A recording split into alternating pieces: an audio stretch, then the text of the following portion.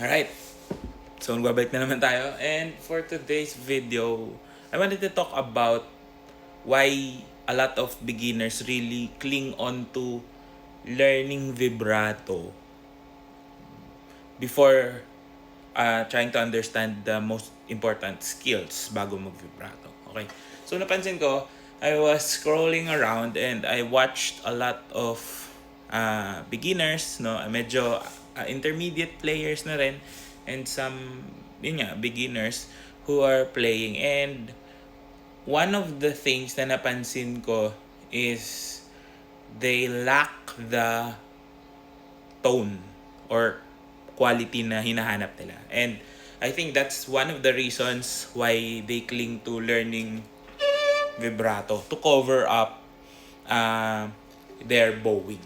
No? So, ano ba yung tunog na yun? I'm trying to imitate. Hindi ko kasi magawa. Pero alam niyo yung sound na parang amateurish sounding playing.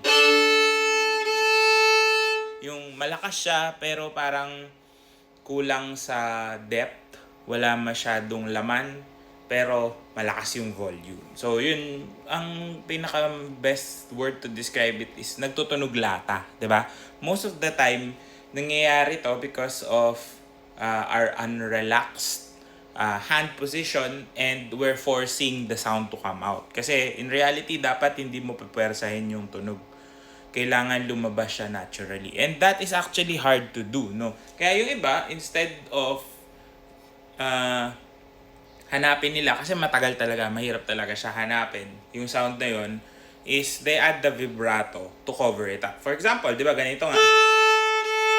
Ayan, malakas siya, pero very bright sounding. So, para ma-cover nila, nilalagyan nila ng vibrato. Let's say, re. Maganda naman siya, di ba? Pero in a context of, example, magpe-play ka ng love song, di ba? Gusto mo siya lagyan ng konting, I call it, softening the edges, no? So, ang ginagawa is, although minsan kahit mali yung vibrato technique, it kind of works, di ba? So, gets ko na. Siguro mas naiintindihan ko yung pinanggagalingan nila ngayon.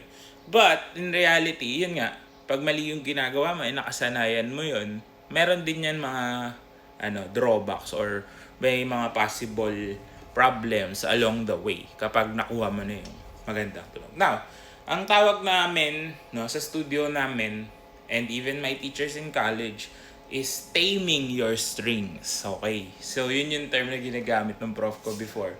Sabi niya, pag malakas na, kailangan i-tame mo. So, paano mo siya tinitame? So, hindi ka lang dapat magre-rely sa speed and pressure. Diba? Ganun. So, lagyan natin ng stop. Ayan. So, very bright and piercing yung sound. So, taming the string means na alam mo yung maximum output na kaya mong ibigay, but hindi mo lalagay yun lahat. Kokontrolin mo siya to get the quality of sound na gusto mo. So, for example, ito nga. Gagawin natin, gusto nating ma-imitate na without the vibrato. So, what can we do? So, hindi tayo humina. Siguro, bahagya, humina tayo. But, we were still able to add the warmth. No? Yung warmth na yun coming from your bow hand. Versus, di ba? Magkaiba. So, ano yung ginawa natin doon? So, ito nga lang yung harsh reality, guys, eh. Kasi kailangan mo talagang magtunog lata. In order for you to find your maximum sound or yung pinaka-maximum output mo. Kasi, ang susunod doon sa pagkatunog lata mo nga, as we discussed in a previous video, is already the breaking point of scratchy sound. No? But again, kailangan ma-reach mo yung maximum output na yon so that you can control para mabawasan mo siya. So, anong ginawa natin? Versus, so, nag-adjust tayo ng pressure, no? Nagbabas tayo ng konti ng pressure, and we also adjusted the speed. So, dahil dito, yung galaw ng arms natin is medyo masyadong stiff, no? So nag-relax lang tayo, binabaan natin ng konti, but not to a point na mawawala na yung tunog. And then we also adjusted the bow pressure so that ramdam mo pa rin na you're still in contact, you're still doing the same thing, but in a more controlled manner. Basically, ang ginagawa natin doon is we're controlling this, no, yung vibration ng string with the use of the bow. Yun talaga yung trabaho ng bow natin, to control that vibration. So, mahirap siyang i-achieve talaga, but you need to get to your maximum in order for you to really tame your strings. Kasi doon mo lang malalaman gaano talaga kalakas yung maximum na kaya niya, no? So, even sa open strings, lalo na sa open strings, no, may tendency talaga na sumigaw, no? Or, yun nga, sabi ka nila, mag-swell when you're playing. Ayun, nagkakaroon pa ng whistling. But, kung kaya mong ma-achieve yun, ibig sabihin,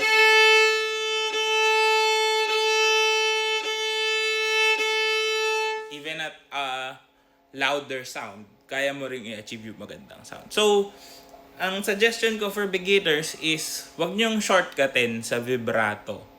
Focus on getting that sound. Kasi talagang gano'n may process talagang pagdadaanan na makukuha mo rin yun, yung sound ng magandang tone. But you have to go through the process of actually reaching your limit and then taming it or toning it down. Ayan, isa pang term na pwede natin gamitin. Para mapalabas mo yung kahit walang vibrato, tutunog pa rin siya ng maganda. Versus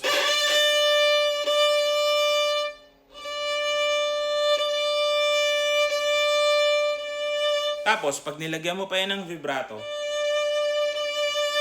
lalo nang gaganda. Diba? So, marami ka talaga tayong pwedeng gawin, but you're limited with the skill, of course, and the understanding. Kasi kapag naging komportable ka na mag-play, marami kang magagawang tones, no? Mapaglalaroan mo yung colors na kayang ilabas ng violin mo. Whether you're using a cheap instrument, a more expensive one, cheap strings, expensive strings, kahit mumurahin, kahit bago o luma, as long as you focus on tone production, makukuha mo yan. And then yung vibrato comes in later kasi at the end of the day, it's refinement. Refinement of your movements, refinement of your sound, of your control. And doon mo maiintindihan na kaya mong magpaganda ng tunog without using other advanced techniques. Kasi dapat maging core ng pag-aaral natin ng instrument is to achieve that good tone or sound. Ayan. So sana nakatulong to. If you did, comment down below and I'll see you on the next one. Good luck sa inyo.